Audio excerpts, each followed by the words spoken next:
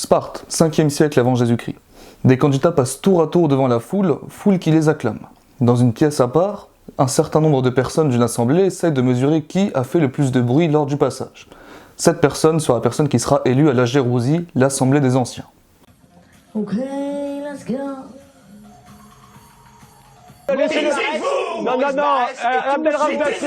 Cette manière de voter est l'ancêtre d'un système qu'on utilise beaucoup aujourd'hui, non pas en politique, mais notamment dans l'éducation, qui est le vote par note. Concrètement, on reçoit une liste avec tous les candidats, et pour chacun de ces candidats, on va attribuer une note. Le candidat qui aura la meilleure moyenne, pour Sparte, celui qui aura eu le plus d'intensité de cris, sera le vainqueur de l'élection. Si on prend par exemple l'essai fait par le mathématicien Jean-François Lasquier de vote par note fait en 2012 lors des élections présidentielles, on y remarque plusieurs choses. On peut déjà remarquer que les candidats sont nuls car aucun d'entre eux n'obtient la moyenne. Et ça, c'est un message d'espoir pour tous nos jeunes qui ont des mauvaises notes à l'école, on peut quand même réussir à faire une carrière, même avec des mauvaises notes. On remarque aussi que le pourcentage de voix n'est pas proportionnel à la moyenne. On a par exemple Philippe Poutou et Marine Le Pen qui ont des pourcentages de voix très différents, de 1 à 17 quasiment, alors qu'ils ont une moyenne assez proche. De même, François Bayrou avait une meilleure moyenne que Nicolas Sarkozy avec pourtant 3 fois moins de voix lors de l'élection.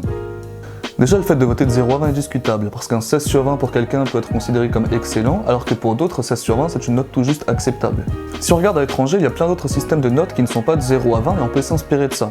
C'est ce qu'a fait Jean-François Lasquier toujours en essayant de voter de 0 à 3 ou encore de 0 à 5, et là on remarque des choses très intéressantes. Si on note de 0 à 3 par exemple, François Fillon a un meilleur score que Marine Le Pen, alors que si on note de 0 à 5, c'est l'inverse, Marine Le Pen gagne contre François Fillon. On peut aussi remarquer que le vote par note défavorise les candidats extrêmes au profit des candidats qui sont plus consensuels, donc centre-gauche, centre-droit, centre.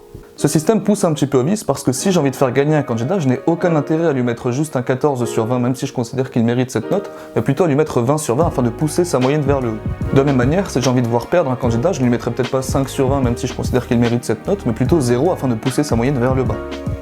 Si on vote stratégiquement, les bulletins peuvent alors ressembler à ceci pour de la gauche par exemple et à cela pour de la droite.